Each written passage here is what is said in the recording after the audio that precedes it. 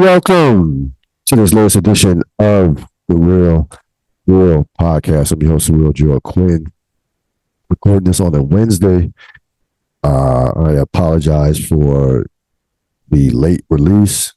This episode normally drops on a Wednesday, where you or normally I normally record on a Tuesday and drop the episode on a Wednesday, but playing from a little behind, but we pushed through, and I'm definitely looking forward to this episode. A lot to do on a busy episode. Episode 942, NFL Week 18. We have finally reached the point of the postseason after a long NFL season, and the season. Normally NFL season flies by. This season there were some dead spots in this season. I think what happened was a lot of these games, and we talked about it earlier in the podcast during the course of the season, a lot of these games got backloaded to where, if you remember, I would say the first 7 to 8 weeks, how many big time games did we have in the first couple months of the season? Like, it really wasn't until like November that we got some multiple games over the course of a week that were actually, excellent matchups. And then some of the matchups didn't pan out, like Dallas, San Francisco, Philadelphia, and Buffalo, Miami the first time. So, the season was okay.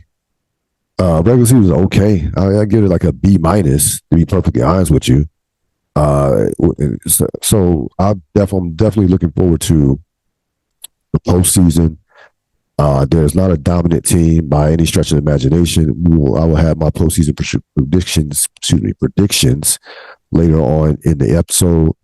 But as always, we begin with themes and all the thoughts. Themes. Thank you, Jaguars, and damn, he's good. The Jacksonville Jaguars made it so that the Pittsburgh Steelers and Buffalo Bills made the playoffs, and even the Buffalo game, even had Buffalo lost, they still would have been in the playoffs. So the Jacksonville Jaguars, with a putrid, just awful performance against a Tennessee team who, by the way, is looking for a new coach. That's how bad Jacksonville was. You lost to a team that fired their coach and lost to him. The game was, again, it was an ugly game to watch. And Jacksonville certainly should be just absolutely ashamed of themselves in terms of how they laid down and played in that particular game. We'll talk more about them. And, of course, just this transcendent rookie performance over the course of the season by one C.J. Stroud. We know that he is, no pun intended, the real deal. And somebody's going to be around, hopefully, for a long time, injury withstanding. We'll talk more about him in the deep dive. All the thoughts. They're back. The Buffalo Bills, Robert Sapp's Buffalo Bills, are back in the playoffs for the 5th straight year, 4th straight AFC East title. They get by the Miami Dolphins in a game that was, was a microcosm of their season. You saw some bad Buffalo, and you saw some adjustments at halftime, and then you saw the defense just put on a show in the second half, and Josh Allen and company make enough plays to get by the Miami Dolphins, who, of course, had a lot of injuries, of course, on their defensive line, Phillips and Chubb, but they still were at home, and it definitely was a winnable game for Miami. But give Buffalo all the credit in the world, shutting out Miami in the second half of that game. And listen, I think this is really one of the more remarkable in-season turnarounds that I've seen in a few years, because Buffalo at 5-5, Buffalo looked dead as a doorknob. So they lose the Denver game, and you're looking at this team, and it's like, and I think I said this right after said this during the week of that podcast. This is a team that's just they're not a playoff team. It's a team that I'm looking at this because there's no way that this team is making the playoffs. I had thoughts, in my mind, will McDermott make it through the season? the way they were playing. Like, that's how bad it was. And you have to give the organization, you have to give McDermott, you have to give the players, you get all the credit in the world. They fought through the crisis, the football crisis aspect of their season, and they win the last 5 straight games against tough opponents, by the way. They're talking about Kansas City, talking about Miami, Dallas. It was not, that schedule was brutal down the stretch. And they did it with physicality. Josh Allen made enough plays. Now, he still did some dumb shit with some of the turnovers and interceptions, but he kind of cut down on those as the season went along. And they found an identity as far as running the football. You look at Buffalo, last part of their season. I'll pull up.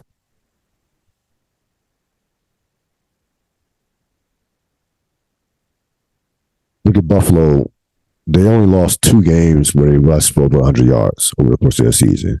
So that really was, and the last, in their 5-game winning streak, they rushed for 118, 266, 105, 127, and 128 yards over the course of that. Over the course of that stretch. And again, defensively, we talked about their defense not being up to par during the course when they were dropping games. Defensively, they give up, again, the last 5 games, 10, 17, 10, 22, 21, 14.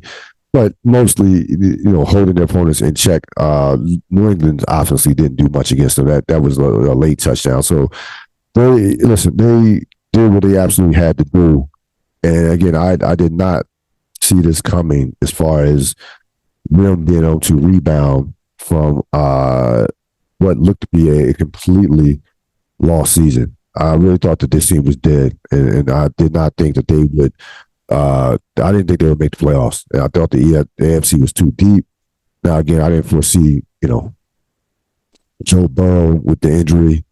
That certainly helped so much in eliminating one team that you thought was going to be a playoff team. A team that almost still made the playoffs. You give them a lot of credit. But we talk all the time about culture and how important the culture is, and the foundation. The culture of your franchise is the foundation, and that culture, their culture stood up in a major way over the course of this last month and a half. And it really started back with the Philadelphia game. That was the game where, even in defeat, it was a brutal overtime loss. That was a game where they clearly outplayed Philadelphia. They made just too many mistakes. But I saw enough to say that they were not done. I saw enough to say that this team could possibly still make a run to the postseason, and that this team possibly could make a run to the postseason. I wasn't all in on them during that time, but I did see enough to say that they still had some gas left in the tank.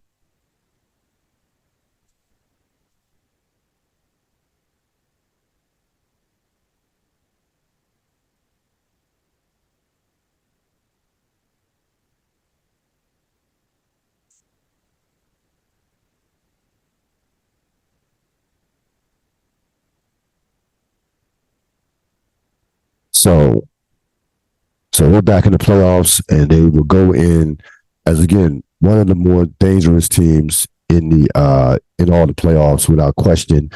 Because listen, you compare Buffalo, this team to past Buffalo teams in the last couple of years in the Josh Allen, McDermott era. They're not as talented as some of those teams were. They still finished, basically with a top 10 defense, top 10 offense in certain metrics, top, 6 offense, top 4 offense, top 6 defense. So, and they still, had one of the best point differentials in football. But, the talent level is not quite what it was. But again, how many times have we seen a team, underachieve over the course of the regular season, get hot at the end and make a strong run in the playoffs? Now we haven't seen it recently. Let's be honest. There's only been one wild card team in the last over the last decade that's made to the Super Bowl, and that's one Super Bowl. That's you got to go back. That's of course the Tampa Bay Buccaneers of 2020. But there was a stretch in the early 2010s where those teams, Giants, 2011, Packers, 2010. There was a stretch where we had a number of wild card teams either making it to the Super Bowl or winning the Super Bowl. So it is not out of the realms of possibility, certainly, that this Buffalo team could make a run and end up going to the Super Bowl. Will I pick them to do so? We'll see over the course of this podcast, but they are going to be right there. And what they have shown you is they have shown you a sort of mental toughness and intestinal fortitude that they did not have earlier in the season, and that we questioned throughout the course of the season. And frankly, that we've questioned the last couple of years with this Buffalo team. Yeah, they have the talent. I think the coach is very good, but could their culture withstand? Can their culture survive major adversity within a football season and make a run? And so far this season, that was the case, and they will find themselves again in the playoffs. And we'll certainly look. We'll see what happens with that.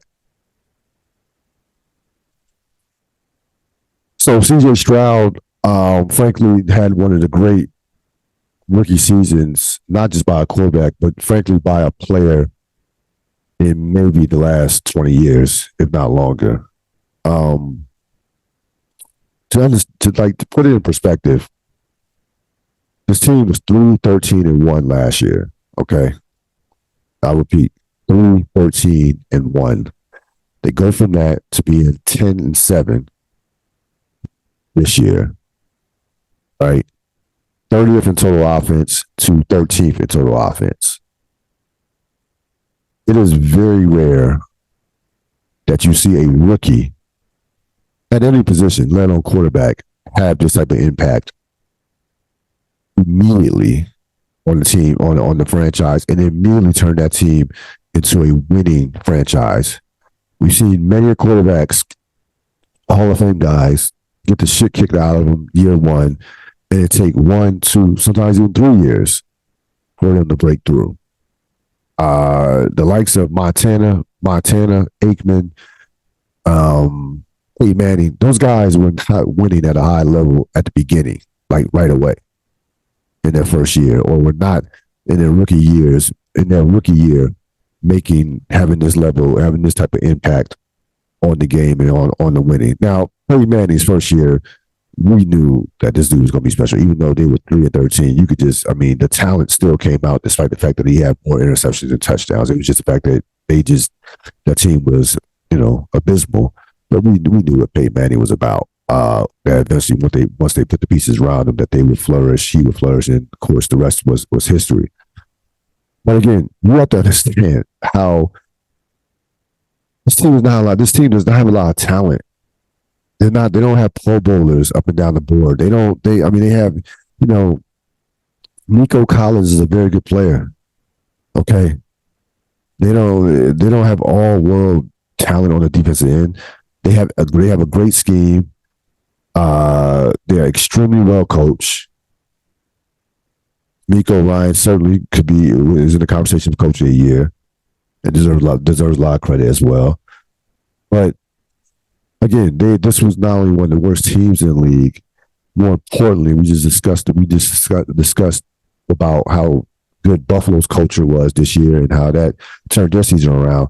Well, Houston last year and coming into the season had one of the worst cultures in all of football. It was a laughing stock. They were getting clowned for how they traded all their talent away. Bill O'Brien and the ownership and how the owner basically was allowing a guy who knew nothing about football to make decisions or to have his ear. And it was a shit show in that front office. Like, it really was. They have completely turned that around to a point, because once you get the quarterback, everything else, frankly, should fall into place. Like, once you get that quarterback that's that dude, your team, you have a couple of years for a Super Bowl window with him on a rookie contract, and you should be able to, to easily put the pieces around him. The hardest part is getting that quarterback. You can ask 80 to 85% of the league, and they'll be about half the league will be looking for a new quarterback. Not half, but 40% of the league will be looking for a new quarterback this season, in the offseason. Again, I think of players. When I was thinking about this, there were some rookies who had an immediate impact on winning at a high level.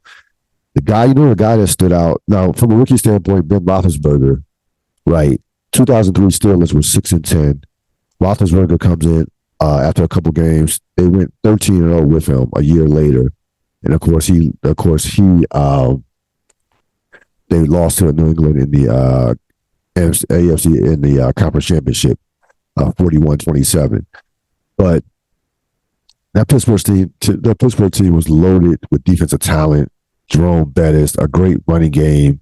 Willie Parker Jr. as a second back, along with Jerome Bettis. I mean, Pittsburgh those teams were loaded from a physical standpoint. Again, from a talent standpoint, they had excellent talent. He was of course the missing piece. They would, of course, win 2 Super Bowls with him over the course of his Hall of Fame career. So that's the quarterback that I compare. You want to say, Andrew Luck. What Indianapolis was in 2011 versus 2012. Okay, he has to be in that conversation. But again, this is different because, again, this team. You look at this team on paper. You look at, again, the organization, the culture. It's not to say they just don't have a lot of talent. They just don't. And we'll get more into the game later on in the podcast. But this guy is moving like he's been in the league for 5 years.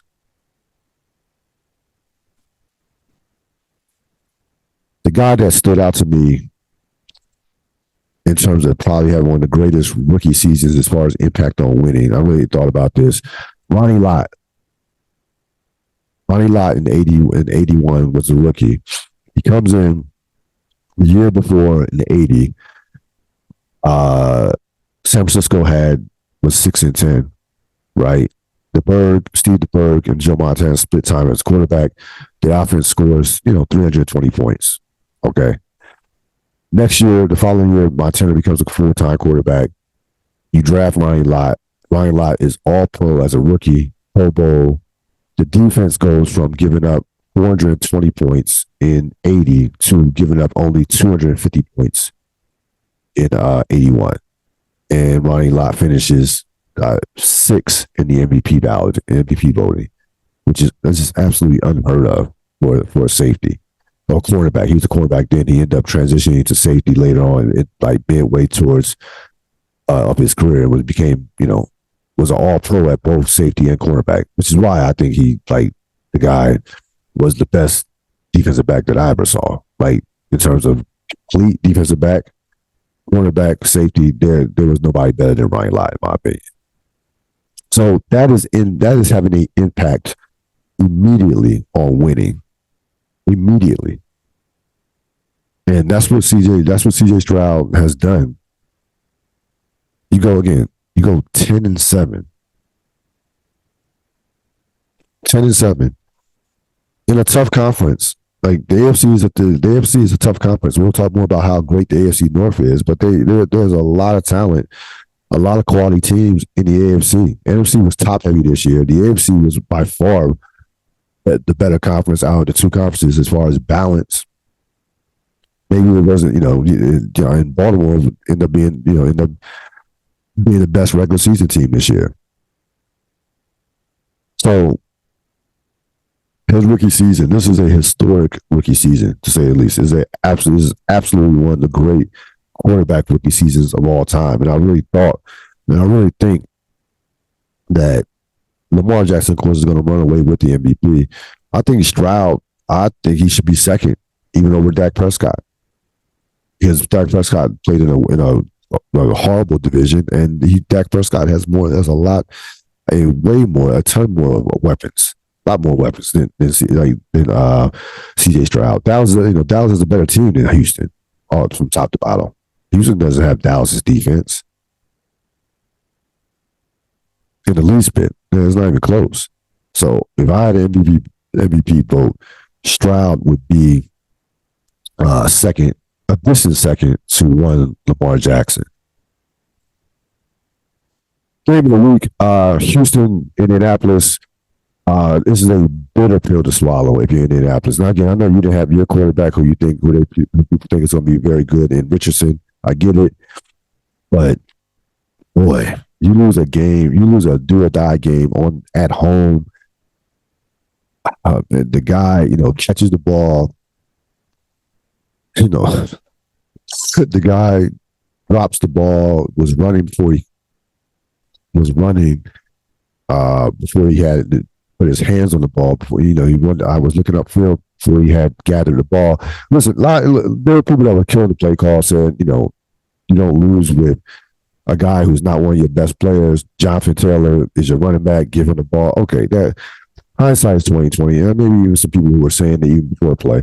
Here's the bottom line: catch the damn ball. By the way, it was not a well thrown ball.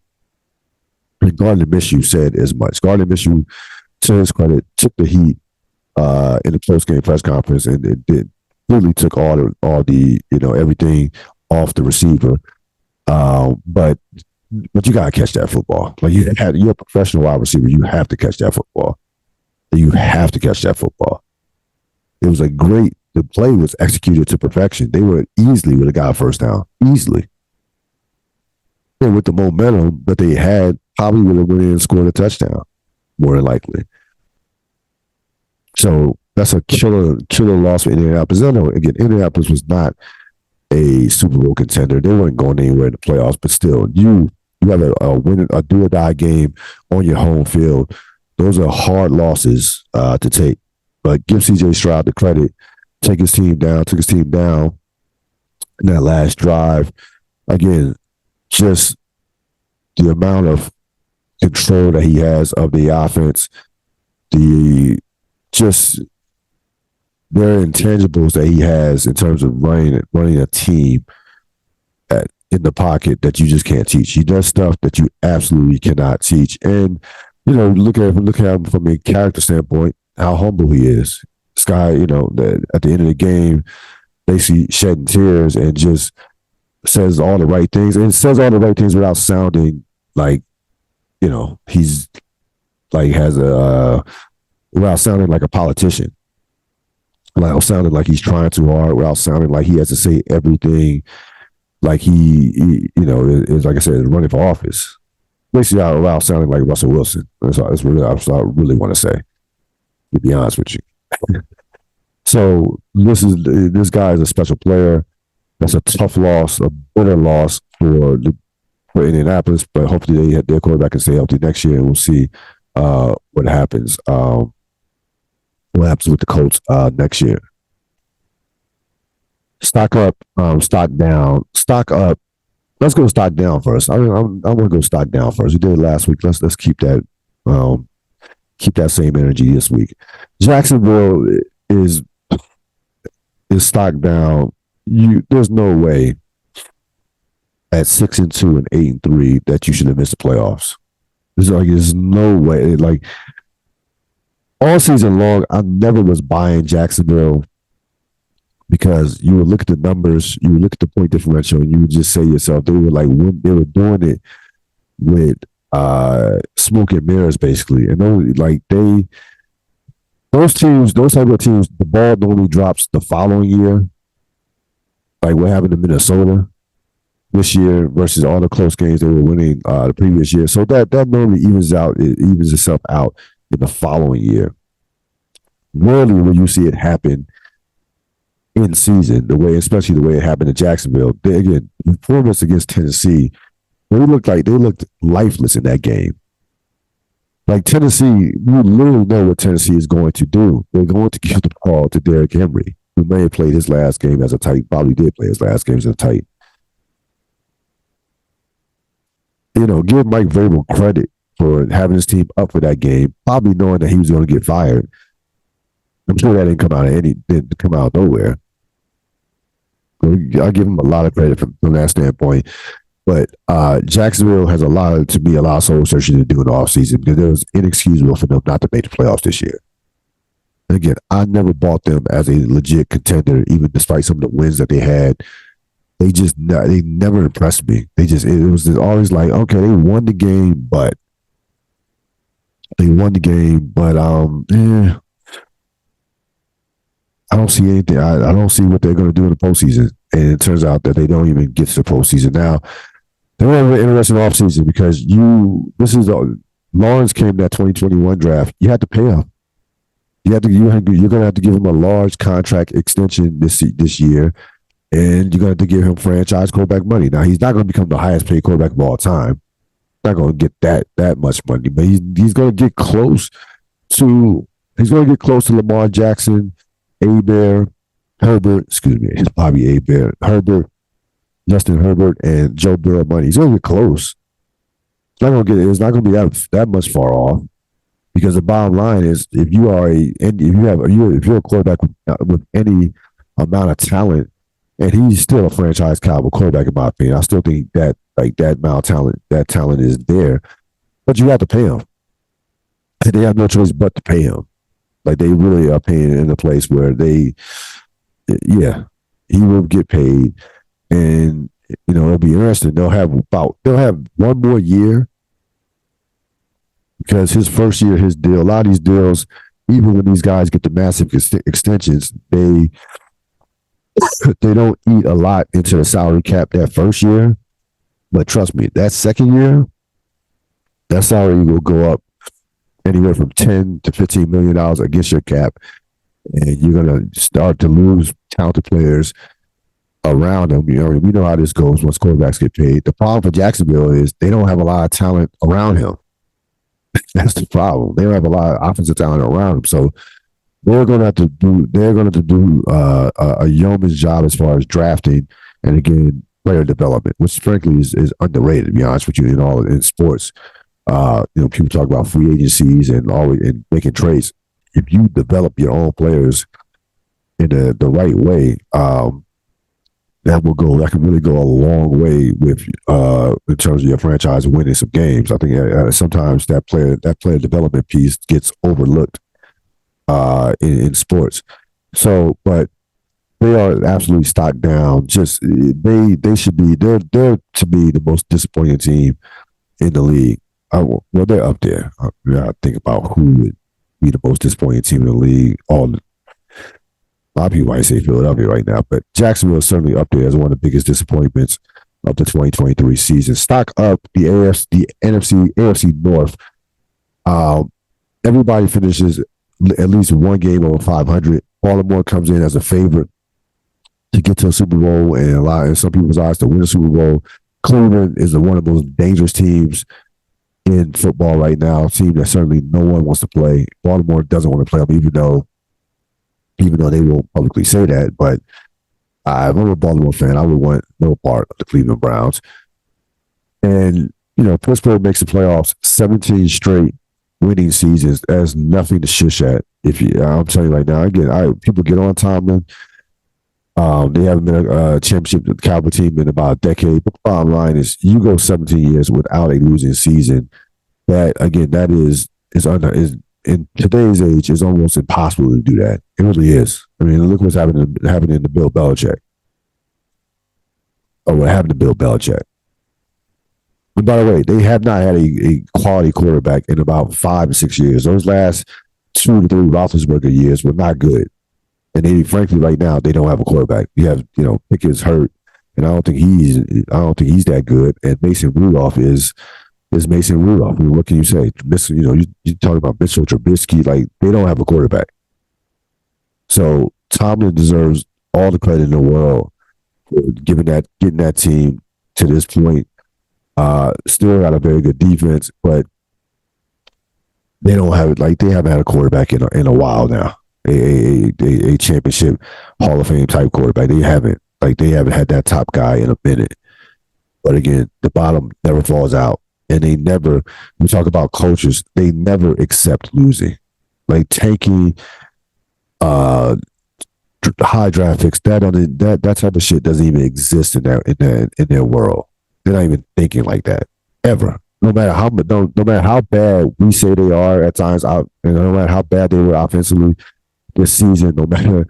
And I saw some of the predictions. Again, I didn't think Pittsburgh was going to be any good this season. I did not for sure think they would be a playoff team by any stretch of imagination. I think that. But every year, year in, year out, they get the most. They don't embarrass themselves, and they don't. In essence, again, they're not down with the tanking with the tanking shit. That's just not going to happen with the Pittsburgh Steelers at all. So, and Cincinnati, finally, last but not least, the Bengals did a hell of a job this year. I mean, you lose Joe Burrow, who's one of the best quarterbacks in the league, a guy who led you to a Super Bowl appearance a couple years ago. I'm telling you, a lot of teams would have completely went into the tank. Completely went into the tank. So you got to give Zach Taylor and that coaching staff all the credit in the world, keeping that team together. And again, we're seeing some shift in cultures in the NFL. Cleveland, Cincinnati, like even I guess next year would be a better indication, but maybe even with the Houston Texans. But this by far was the best division in football. Week in and week out, the games were great. Again, I hope we get the Cleveland-Baltimore game in the divisional round. That would be an absolute bloodbath. Double chin strap type game. And again, Baltimore, you don't want any part of the Cleveland Browns playoffs. I'm just telling you just don't if you're Baltimore. AFC Championship, yes, but not the division. You don't want that to be your first playoff game in the divisional round. Who won the week? I would have to say the Green Bay Packers. The Green Bay Packers, they finished 9-8. They started out the season 2-6. I think the game that probably turned their season around, they had a big time performance on Thanksgiving against Detroit. And that kind of propelled them, I thought, to doing some good things. Again, this is not a talented team. It is not. Jordan Love finishes his first season as a starting quarterback, with 32 touchdowns. No Pro Bowl players on the offense, okay? So if you're Green Bay, you have your quarterback. You absolutely have your quarterback. And now is a matter, again, putting the proper pieces around him and really rebuild that defense. That defense should be better. I know they've had a few injuries, but that defense should be better than what it is. But the most important piece you have, and they have some young talent on the outside of the receivers. Most importantly, you have the trigger man in Jordan Love, and following one of the all-time greats in Aaron Rodgers, first year, similar to what Rodgers did with Brett Favre. He goes out there, plays well, and sets the team up for the future. But unlike Aaron Rodgers, Green Bay missed the playoffs that Rodgers' his first year. In 2008, Love leads the team to the playoffs, and again, that'll be a very interesting game, to say at least, against the Dallas Cowboys. So it was the Green Bay Packers that absolutely won the week. I could also throw in Eric Spoelstra as well, but with his new contract extension for a head coach, for an NBA coach, which is the highest in NBA history. But we're doing the NFL, doing the football here.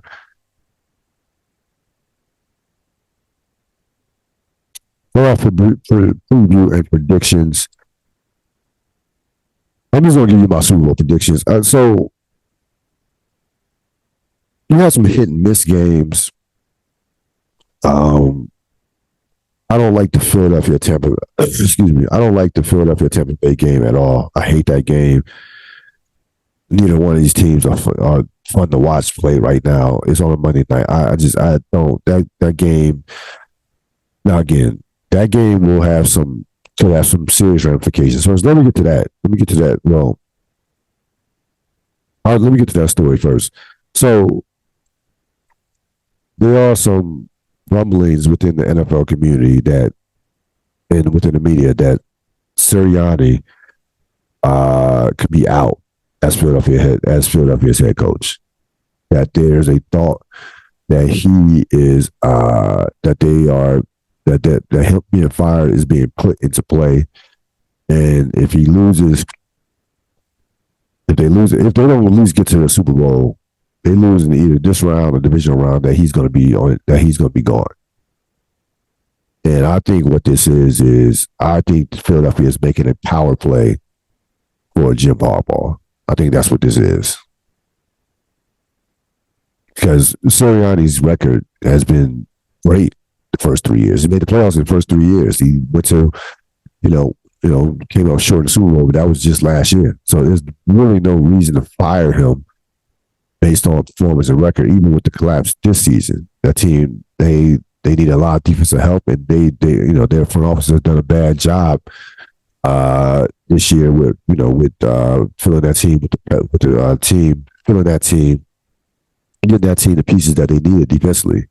It's rested on their laurels from the past couple of years, from the Super Bowl year, and that was a mistake. But this is about Jim Harbaugh to me.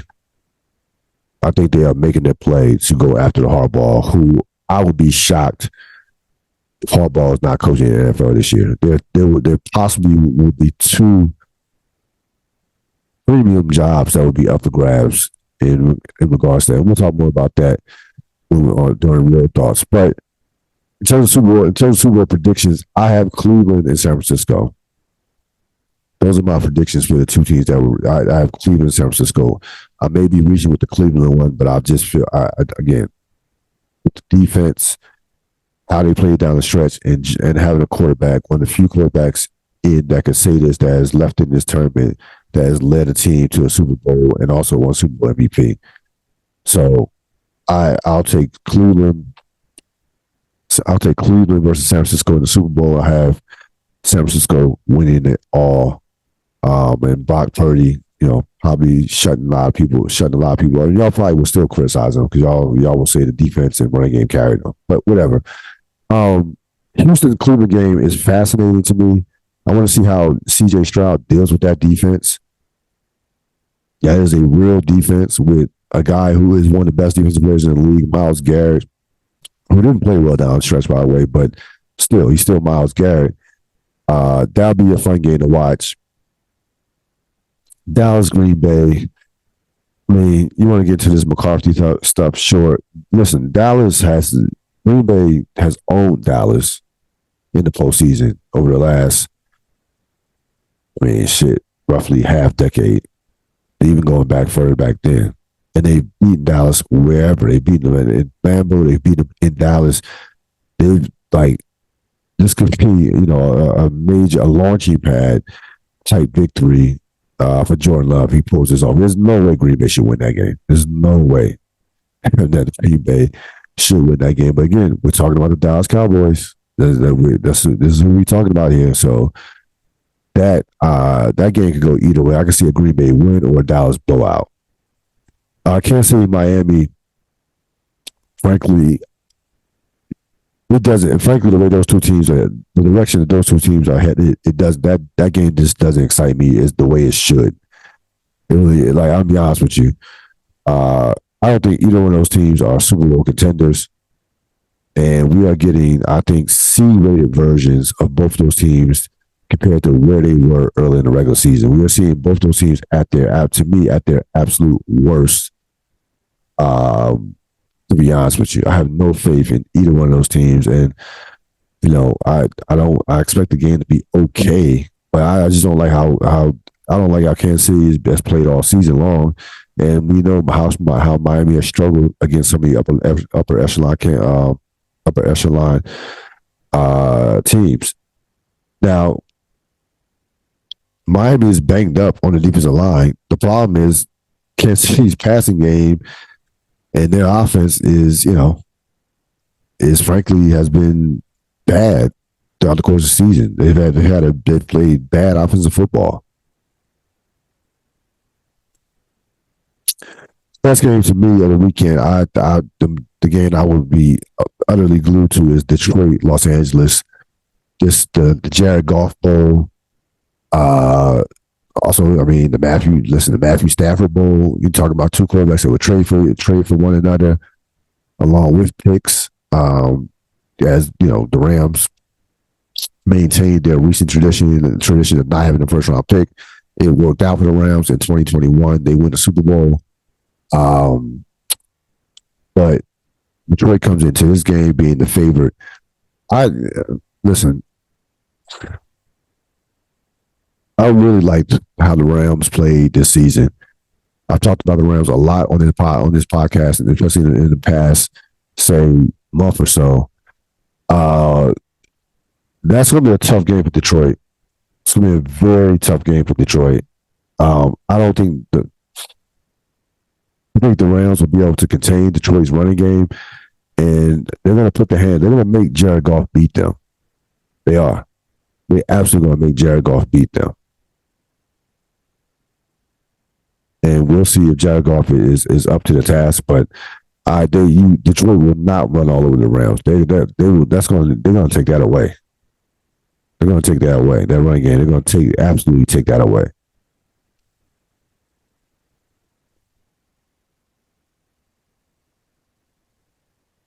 Switch gears a little bit. Get into some pop culture. I don't know if anybody got a chance. I'm sure you're a comedy fan. You saw this special, Dave Chappelle, The Dreamer, his latest Netflix special. And frankly, I watched it twice. I was more impressed the first time I watched it, maybe because of the anticipation, maybe because, I'm just obviously a Dave Chappelle, fanatic and, follows his career, seemingly for, forever. Well, maybe not when he was a teenager, going when he was in his 20s, but basically from the time he had his first HBO special up until this point, which has been well over 20 plus years. I gotta say, this special was probably the weakest that he's ever had. I just gotta be honest about it. It was, I think, okay at best. It felt lazy. It felt like Dave was kind of like a hitter who can't decipher, is this a fastball or a curve, and gets kind of caught in between. I felt like Chappelle was in between. Okay, do I still do some of these jokes about transgender, or do I completely go away from that subject matter and go focus on some complete new material? And I think he chose the middle, and that's no place to. In between is no great. It's not a great place to be. Not a great place to be in life, let alone when you're doing a craft. Now, listen, Dave Chappelle, the standard that he's held to, that I hold him to as the greatest comedian of all time, stand-up comedian of all time, which he is, and it's not, folks, it's not even close. I mean, let's be perfectly honest. I know there are people that try to argue against Chappelle for that, he's only had this amount of classics, and it's just, it's hard. It's almost impossible to listen to. Like Dave Chappelle has, there's no one that even remotely comes close to having more top stand-up performances than Dave Chappelle. There's nobody else is close. It's not even close, to be honest with you. This is a guy who has absolutely transcended comedy. And again, I'm not one of these comedic watchers who has to laugh at every joke and who gauges a performance that based on how much I laugh. Dave Chappelle changed that. he took that to another level. Like you're talking about Dave Chappelle is not, forget about as a comedian. He is one of the great communicators that we've seen. Uh, you know, whether it's like, I put him up there with any politician, anybody,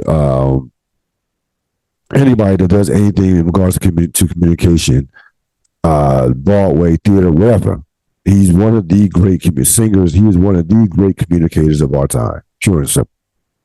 Pure and simple. Rap, whatever you want, whatever genre we want to put him in, compare him to. He is one of the best of it ever. It goes beyond comedy. So I think the world of Dave Chappelle as a comedian. But this special wasn't it. It just wasn't. It was okay. Like I said, it was okay, and that's fine. Like I'm sure Michelangelo has some paintings that were not his greatest. Everything wasn't like the Sistine Chapel. Like come on, it is what it is. It's art. And everything, every Michael Jackson album wasn't this super classic. There was a Invincible. That shit was trash. And I love Michael Jackson, but he is the GOAT as well. But that shit, Invincible, was garbage. It was a bad album. This wasn't a bad comedy special, but for him, for Dave Chappelle, it was bad. We're gauging it by the type of work that we know he can do, that he has done before. So it's fine. Again, you're looking at his IMDb, dude. This is the weakest special that I've seen him have. I mean, I'll be perfectly honest with you. It stands out, but it wasn't bad. Against other comedians, versus other comedians' work. Yeah, this might be considered good, but Chappelle does not get gauged against other comedians. He's in essence competing against himself. I mean, the gap between him and the second best comedian is a large one, to say the least. It's a major gap, and he's almost blended the second best comedian. Who is the second best comedian working right now? Will Burr, Godfrey, I don't know, Andrew Schultz. I don't know. Who is it? It almost doesn't matter. It's how great Chappelle is. Donnell Rollins, but this one was just okay, and that's fine.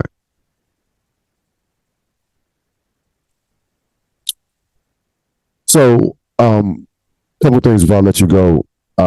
Just a major shift, a changing of the guard, so to speak, in the world of football, as far as from a coaching standpoint today. You have Nick Saban and Pete Carroll both, well, in different ways. You have Nick Saban walking away because there's no way he got pushed out. Pete Carroll, in essence, pushed out of Seattle as head coach after 14 years with the Seahawks. In essence, they out of respect for him and what he's done for that franchise and accomplished, they didn't want to outright call it a firing, but it basically was a firing. Let's keep it a buck. And Carroll probably was done in essence probably 3 or 4 years ago. Like that you could have got this move probably should have made. Like I said, this move probably should have been made after 2021. To be perfectly honest with you, 21 definitely after last year. So he's out. It seems and again, his heart. I was looking at his record. Pete Carroll probably will get into the Hall of Fame, but it's not a slam dunk. To be perfectly honest with you, it's not a slam dunk. His total career record 170 and 120. That's one Super Bowl win with the back-to-back Super Bowls. Yeah, has a number of playoff appearances, but it's not as much of a lock and key as you would think. To be honest with you, he'll probably get in, but I think what hurt Carroll, what will hurt him, what will hurt him is what happened once once that defense started getting older, and once they went away from the physical defense and the physicality of the running game, and gave the keys to Russell Wilson, and nothing happened after that. And we always one of those great football conversations. Why couldn't Carroll and that team continue to win at a high level with having a quarterback as good as Russell Wilson? Now, we agree that Russell Wilson is not an all-time great quarterback. He'll probably end up in the Hall of Fame. He's not a guy who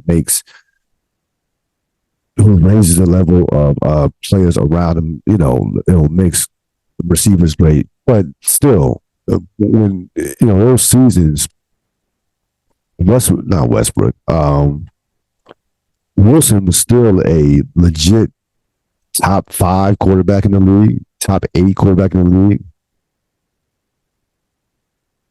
And if you have that guy, you should be able to put a championship caliber team around him.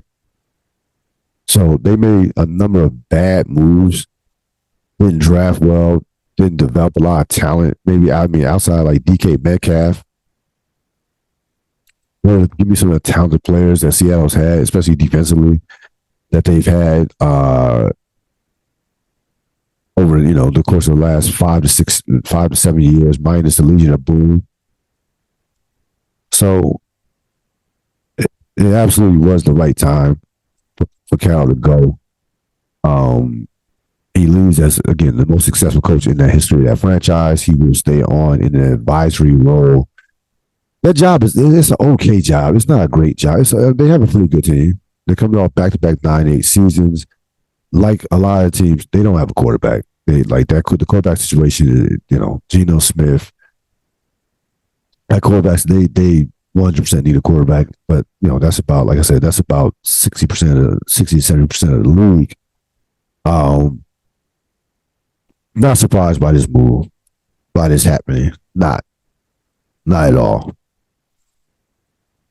As far as Nick Saban goes, obviously his legacy is one of the greatest, if not the greatest, college football coach of all time. This move's a little bit surprising, but not too much surprising, because here's the thing: Nick Saban, he's 72 years old, so we always have to take that into consideration when a guy retires. These guys, college football, pro football, it is, and college football to a lesser extent than pro football maybe, but still, you're out there. I know you can delegate with recruiting, but Nick Saban, I don't know how much delegation he does do. Nick Saban to me is more of a hands-on as far as running that program. He has been the signature person, the straw that stirs the drink of that program since he got there. And I don't think Nick Saban was longed for what college football has become with the NIL transfer portal. I just think he didn't want to deal with that shit no more. To be honest with you, I got 6 national championships, and you also have to take consideration. Nick Saban has like a lot of great coaches have. He does have a lot of pride. I'm sure he's watched, and he's very close friends with Belichick. I'm sure he's watched that unfold this year and said to himself quietly, that's not going to be me. It's not going to be me. It's like, you're not going to see me. You're not going to see Nick Saban go 8-4 or 7-5. That just wasn't going to happen. He leaves. Alabama made to the playoffs, lost a tough game to Michigan, the eventual champion. Now, he was outcoached by Harbaugh, fine. Harbaugh can outcoach anybody. We know how great of a coach he is. But Saban was not going out limping. He was not going out like Bobby Bowden. He was not going out like, no, I'm not going to hang around and be, and not so much tarnish my record, but you're not going to just see me having an average to mediocre team. And again, this is a combination of a lot of things when it comes to that. He's coaching. He's been at Alabama since 2007. It's a long time. Today's age, that's a long time. It's a long time. And again, this college football, the landscape of college football, the new playoff system, transfer portal, NIL, it's a different world out there. It's an absolute different world. I mean, these quarterbacks are worth, guys are going to be worth, are already millionaires. Nick Saban and there are some guys, who just will not be able to make that transition of having a player being bigger than them. And that's where it was headed. That's it right there. Nick Saban was Alabama. Like you thought about Alabama, you thought about Nick Saban.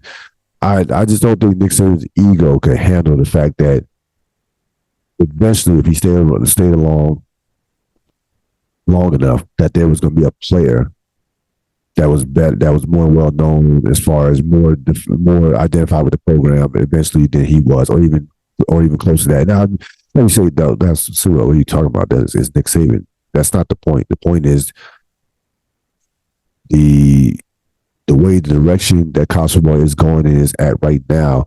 It's not these traditions. It's not about that anymore to an extent. This generation coming up, they don't care about Luke Rodney. You know, they don't care about Woody Hayes. They're like, yeah, Nick Saban was going to get old real quick to this younger generation. And, you know, Saban smartly steps aside. Before I let you go, part of the national championship, the game was like the game was horrible. Ironically, I was rooting for the two teams that made to the championship game. I should have been rooting for Alabama and Texas, because Alabama and Texas would have been a far superior game. Michigan just frankly pushed Washington all over the field. They just pushed them all over the field. It looked like a varsity team playing a little league team, playing a peewee team. It looked like Washington didn't even want to be on the field. The quarterback looked like he was throwing off balance the entire game.